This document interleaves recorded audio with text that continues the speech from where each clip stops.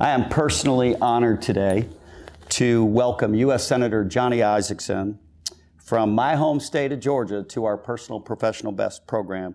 Senator Isakson, thanks for taking the time to give us a few of your thoughts today. Good to be with you, Pat. Thank you. I have several questions for you, but before I get started, I just wanted to share with the audience that, of course, you know that our entire program is about becoming our personal and professional best, about becoming the best version of ourselves. And when I was a young guy growing up in Georgia building a business, there was a fellow named Johnny Isakson who was in the real estate industry, built a great business in the real estate business, and he was someone that I had as a role model.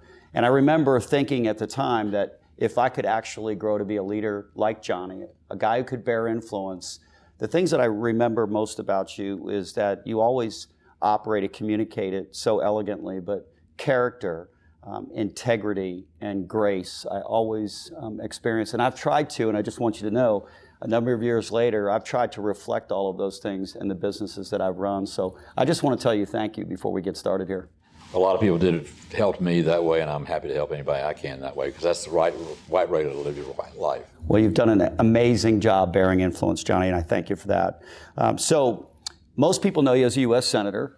Once upon a time, myself and a lot of others knew you as a real estate owner in the state of Georgia, the great state of Georgia, where you for a number of years had a very large and very successful real estate company. When you were building that company, running that company, we have a lot of realtors in the audience today.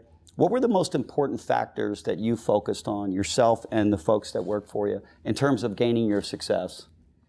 Well, first of all, I deserve the credit. I deserve some of it, not all of it. I didn't start the company. My father didn't start the company, but he worked for it at the beginning. A home builder owned the company. It was a very small real estate brokerage company that my father managed.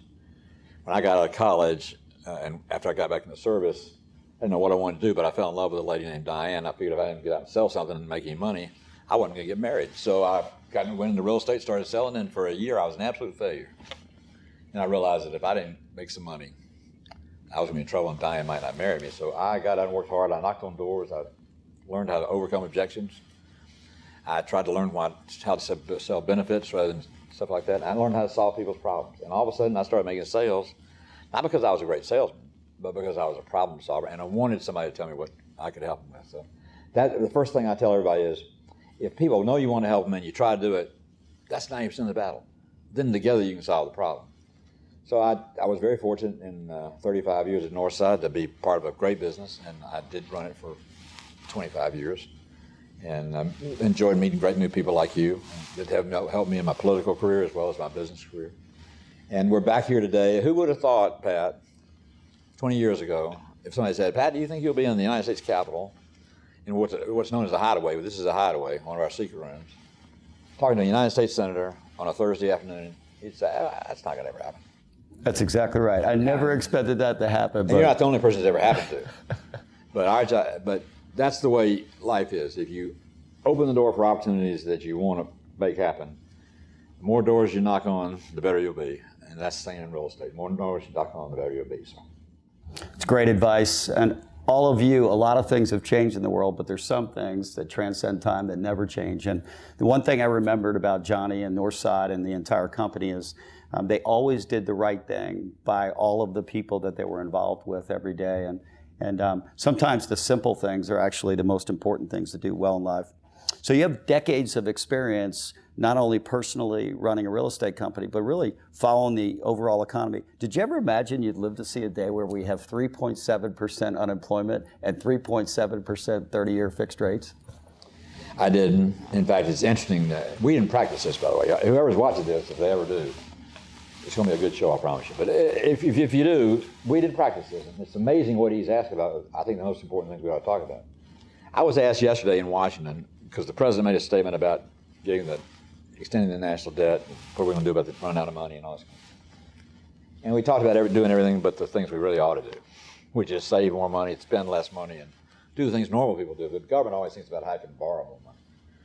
But one of the things that we've got to do in Washington is live like the American people have to live. We have to make ends meet. We have to be proud of what we do, but work hard. We got to make enough money to pay the bills. We not borrow too much money. If we do that and run our government like we'd run our households, we're going to be in pretty good shape. And so that's what I'm spending a lot of time on right now, because we got a debt problem and a deficit problem, which eventually will be the one thing that could take us down as a country. I don't think America could be taken down now militarily or in any other way. Economically, our trade's too strong, our businesses too developed, things like that. But if we get into a bad debt problem, then we'll end up borrowing. When we start borrowing our operating expenses, we're in trouble. Let me give you the bad news. This month and this year, the United States of America will be, today we have $22 trillion in debt and $19.5 trillion in assets. We are underwater. Our net worth is less than $1. And because of that, if it goes much further, or because of that, when it goes further, T-bills are going to go up. 10-year T-bills, which have historically been at rates you can't believe, 2 and 3 and 4%, are going to go back to 10 or 15 like they used to be. And that means the debt you're paying on this money we've been borrowing is going to go up 3 or 4, the cost of it is going 3 or 4 times, and it's just going to feed itself. So you hit the nail on the head. So yesterday we were here and we spent some time out on the street just talking to not only Americans that are visiting during the summer, but we talked to people from Israel, we talked to people from Pakistan, from India, from Indonesia, we talked to people from Vietnam, and we asked them this question, so I want to ask you, what's the best part of America? Not geographically, but what's best, what makes America best? The American people. When you boil it all down, our company's slogan used to be that our people make the difference. In America, for our country, our people make the difference. And those were Americans that landed on the moon in 1969 when John Kennedy said we're going to take a man to the moon and land him and bring him back home safely. Everybody said, well, that's great. That sounds great. How are we going to do that? And he did it. And they did it, and those were Americans that did it. I did the celebration on Paris, France, and in Normandy 2 weeks ago for representing the American people with Nancy Pelosi at the celebration of D-Day. And I shook hands with a 96-year-old man who 75 years before that day, when I had dropped into St. Mary-Glise, the little village behind Normandy Beach, and shot out of the sky by Germans on the ground, shooting at his parachute as he came down. But he jumped out into the night to save lives, save our country, and save democracy and freedom, and he did it. And thousands more came after him, and of course, after that came the Battle of Bulge, and after the Battle of Bulge came a few others, but we defeated Hitler. We defeated more than that. We defeated this idea that there's something better than America. There's not. And when the chips were down, the Russians, they were a problem, helped us. Everybody helped us. We won the war. We rebuilt everybody we bombed and loaned them all money so they could rebuild themselves. And we had a great company. Very few times you find in history the great things that America did post-World War II. Done any time, but we did it. We didn't go ask to take the countries over. As George Bush said it before the UN when he made his speech about going into Iraq, he said, remember this about America. We will send our sons and daughters into battle to fight for freedom every day. But we'll only ask for one thing. That's a couple acres to bury our dead. That's the big difference in America and anybody else. We're not an imperialistic country. We want to own other people. We want other people to have the chance to create what we have. It's beautiful. And it is beautiful. And I've visited every one of those cemeteries. I'm chairman of the Veterans Committee, and I tell you, nothing will get to you faster than that. Well, what you just said about people thinking about America, the people, and then the freedom of opportunity, it's exactly what we heard from every single person yesterday to a person, particularly the people that don't live here, right. Those that are just visiting from other places in the world. You could feel that they looked at us like, you don't have any idea how lucky you are to actually be a citizen in America. So I think sometimes if you are a citizen and you hear the debates that go on here, oftentimes some of us just want to say, hey, it's pretty good, we can make it better, but it's pretty good, we need not forget that. I wanted to ask you something. You've had not only a tremendous career in real estate, but now in representing us all the people for the last number of years here in Washington. So you've been successful at everything you've done professionally, but you've also been amazingly successful in family. Married 50 years. That gal actually stayed with you. You sold a couple of houses. 51 years in June. 51. This past year. Yeah, congratulations, by the way, because that's quite an accomplishment. She's the one that deserves all the credit. Well, I feel the same way. I made a good choice, and she made it better. I agree completely with what you just said. I'm 34 years now with Lisa, and she's the best thing that ever happened to me in my life. I would agree with that. Yeah. She would too, by the way. So we have a consensus now. But I want to ask you, you have had all this success, but everyone that's had success has also faced adversity. Tell us one story of adversity in your life that you've had to overcome. I have Parkinson's. I was diagnosed with Parkinson's 7 years ago. I decided after I was diagnosed that I'm going to tell the whole state that their senator's got Parkinson's, and if they don't want to send me back, they don't have to. But I'm going to run again because I think I owe it to the people. And it can help in any way I helped like I have in the past. So I ran. Nobody had 3 opponents, but we beat the heck out of everybody. And I had Parkinson's, and it showed. So I said, well, they gave me a chance. I'll try and do real well, and I did real well, and I have continued to. And I'm going to be up in 3 more years and running as far as I'm concerned. But that's been a big change, and I spend a little bit of every day trying to do something for the Parkinson's people that have Parkinson's. That's my part, and I try to do, and that's where I try to make a difference. And so I can just off the cuff, that's the answer I'd give you if you give me time to think about it. Yeah, no, it's interesting because I think a lot of people who aren't where they want to be in life in terms of success, whether it's in their personal life or professional life, they oftentimes think that people who have had success have just been lucky. And as you and I both know, it's hard work, and it's decisions you make. Like you accepted the fact that you have Parkinson's, and now you're working to help other people, which that's the hallmark of what I see when people become their best. They're always focusing on helping people. So listen, if now let me ask you a real quick question. Go ahead. Pat, what's the definition of luck? Luck is when preparation meets opportunity. That's right. Exactly. That's why you're so successful. Go ahead. You can't say never. No. So I have one question, final question for you. So we have a big audience with us today, and if you were to give advice to a single individual out there, life advice, how to become professionally, the best version of themselves, because you've done that, what's the advice that you would give all of us?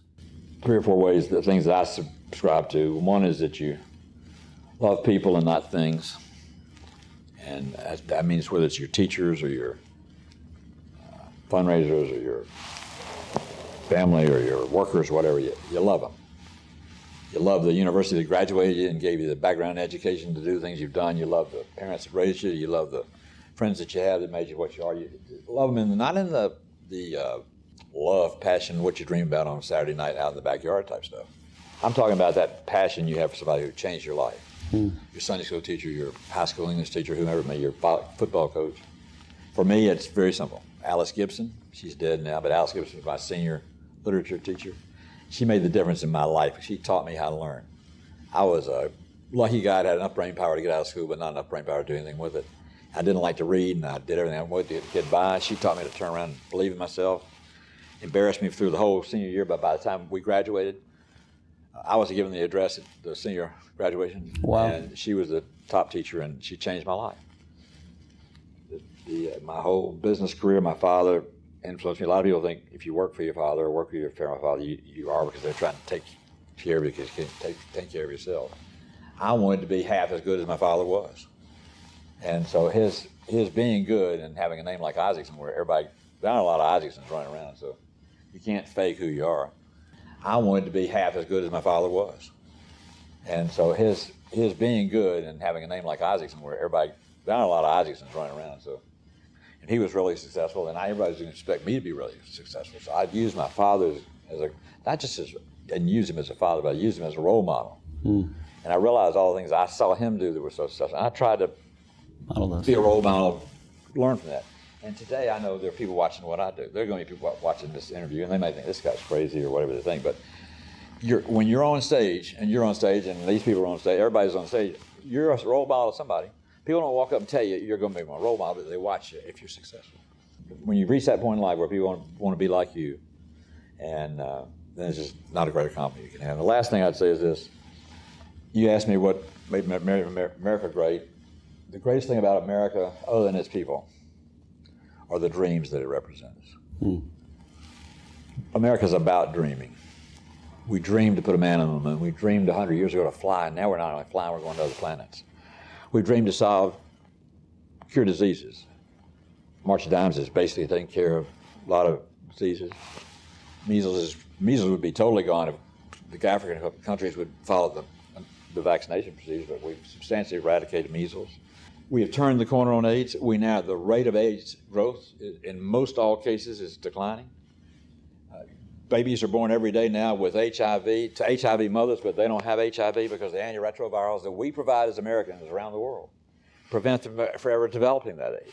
When you think about great things like that, there's nothing better than doing things like that. So if you eradicate a terrible disease, if you feed a hungry person or teach a hungry person to eat, how to eat, like Jesus did in terms of feeding the masses, there's just nothing better. So that's why America's so great. You can dream to be anything, and then you can go out and do it. You just have to work hard. I don't want to take all the credit. In fact, don't take credit for it. You'll get more credit if you don't take credit than if you do take credit. But just be happy you got the opportunity to help. And if I can lay down one night and go to sleep, and when I saved a life, changed a life, or made a life, then it doesn't get any better than that. Well, you did. You did, as I said earlier, you did for me. You gave me a role model early in my career, and I appreciate that.